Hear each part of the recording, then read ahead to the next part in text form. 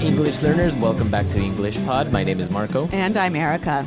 And today we're bringing you another sci-fi lesson for all of those fans out there of Star Trek and Star Wars. That's right. And today we're going to focus on some phrases. We're not going to do any vocabulary today. We're just going to learn some phrases that you'll find relating to science fiction. Okay, very good. So why don't we listen to a dialogue for the first time, and we'll come back and look at all these phrases.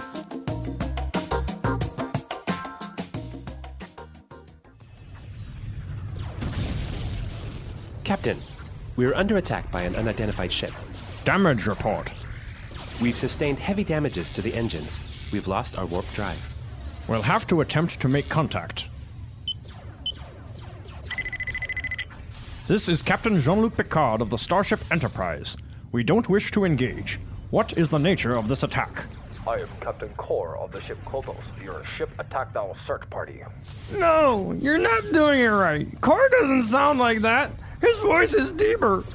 I am Captain Core of the ship Kotos. Your ship... No, if you can't do an authentic Klingon voice, I'll have to find a more serious Star Trek fan who can actually act, okay? But I already bought the Klingon suit and the wig and... All right, very good. Star Trek fans, apparently they were trying to act out one of the famous episodes where the Klingons attacked the Enterprise. My goodness. I don't know a lot about Star Trek, but I do know a lot about language. And we've got some great stuff here that will help you understand sci-fi movies and TV shows in English a little bit better. So why don't we go now to Fluency Builder? Fluency Builder. All right, so the first phrase that we have today on Fluency Builder, unidentified ship. An unidentified ship. Unidentified ship. Unidentified ship. If we break it down and look at the first word, unidentified. You don't know which one it is. Okay, you don't know the identity. Yep. And a ship, I guess that's short for... A rocket ship. A rocket or ship. Or a spaceship. Okay. So we're not talking boats here. All right, we're not talking about boats. Very good. Now moving on to our second phrase, the Enterprise lost its warp drive. Warp drive. Warp drive. Warp drive. So the warp drive of the Enterprise is actually something like an engine that allows it to go faster than the speed of light. So super fast. Super fast. But why warp? All right, well, if we take a look at the word warp, that actually means to bend. Yep. So like when you warp wood, it bends. Exactly. Yep. You bend wood or you warp metal. And, well, that's kind of the theory behind it, is that they're going so fast that they bend or warp time. Okay, so warp drive. I think a very sci-fi specific phrase here. Right. All right, and for our third phrase today, search party. Search party.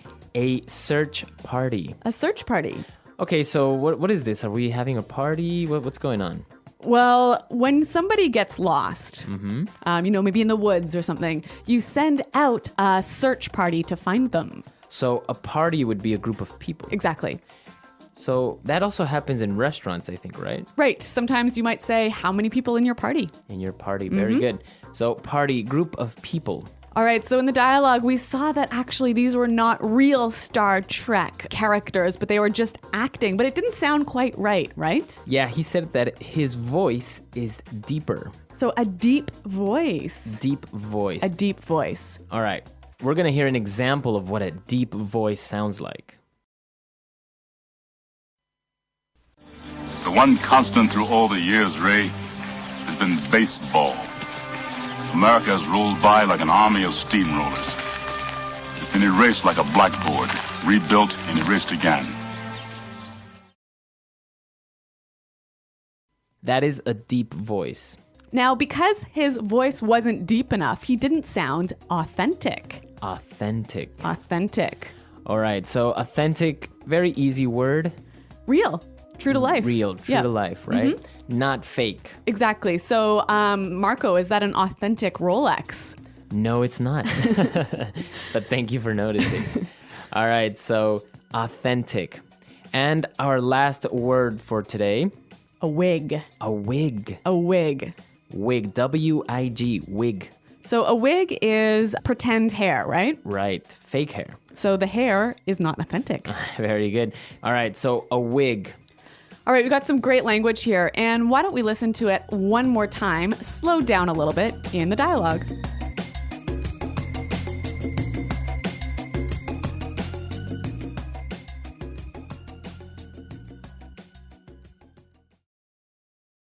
Captain, we're under attack by an unidentified ship. Damage report. We've sustained heavy damages to the engines. We've lost our warp drive. We'll have to attempt to make contact. This is Captain Picard of the Starship Enterprise. We don't wish to engage. What is the nature of this attack? I am Captain Kor of the ship Klothos. Your ship attacked our search party. No, you're not doing it right. Kor doesn't sound like that. His voice is deeper. I am Captain Kor of the ship Klothos. Your ship. No, if you can't do an authentic Klingon voice, I'll have to find a more serious Star Trek fan who can actually act, okay? But, I already bought the Klingon suit and the wig. All right, now it's time for us to take a look at more phrases today in Fluency Builder. Fluency Builder. All right, so we've got some phrases here that you can use together with a number of different words, right? Exactly. So the first one, we heard that Data said we're under attack. We're under attack. Under attack. All right, so if we're under attack, it means that we are being Attacked. attacked. Someone is shooting guns at you or trying to hurt you or something like that. Okay, so we are under attack. Very popular phrase that you would hear in war movies or something. Definitely. Now you can change this by changing the last word. We are under fire. Under fire, which basically means the same thing. Yeah, except when you're under fire, there are guns involved. Okay, so they're shooting at you. Yep. All right, we're under attack. We're under fire. All right, moving on to our second phrase. We've sustained heavy damage. Sustain heavy damage. So when you sustain something, you receive it or you undergo this thing. So usually it's related to injury or to receiving some type of... A negative thing. Okay, so why don't we listen to some examples of how we could use sustain in context? Example 1. John had a car accident and sustained a fatal injury. Example 2.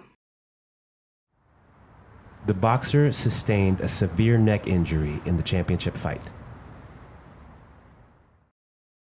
Example 3. Luckily, the warship didn't sustain any serious damage. All right, so you see, we typically sustain something like an injury or damage that is negative. Very good. And the last phrase for today. What is the nature of this attack? What is the nature of? What is the nature of? Okay, so basically he's just asking, why are you doing this? Right. Why? What is the reason? Yeah. What is the purpose? So again, we have some more examples of how you could use what is the nature of in different situations. Example 1. What is the nature of your visit to the United States? Example 2. What is the nature of the threat against our country? Example 3. The nature of my visit is personal. Okay, so a great phrase you can use not only when you're talking sci-fi, but in everyday life. Exactly. So why don't we listen now to the dialogue for the last time, and then we'll come back and talk a little bit more.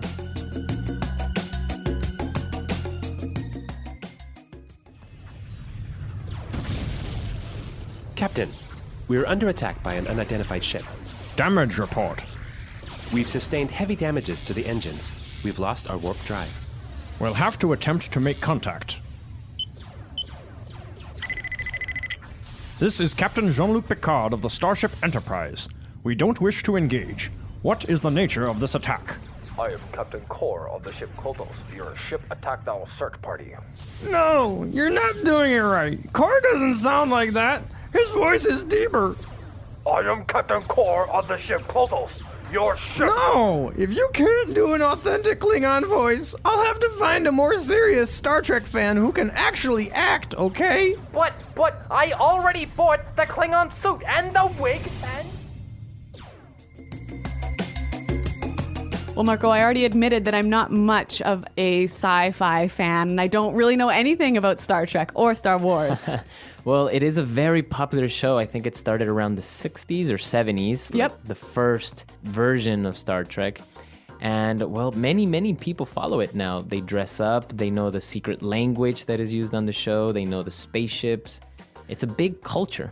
That's true. And speaking of culture, I think we've got a Star Trek movie coming out pretty soon. So some of this language can help you guys understand it a little bit better. Very good. Yeah. So if you have any other questions or comments related to not only to science fiction, but anything in general, please come to the website, englishpod.com, and leave your questions or comments. Well, thanks for downloading, you guys. And until next time, goodbye. Bye.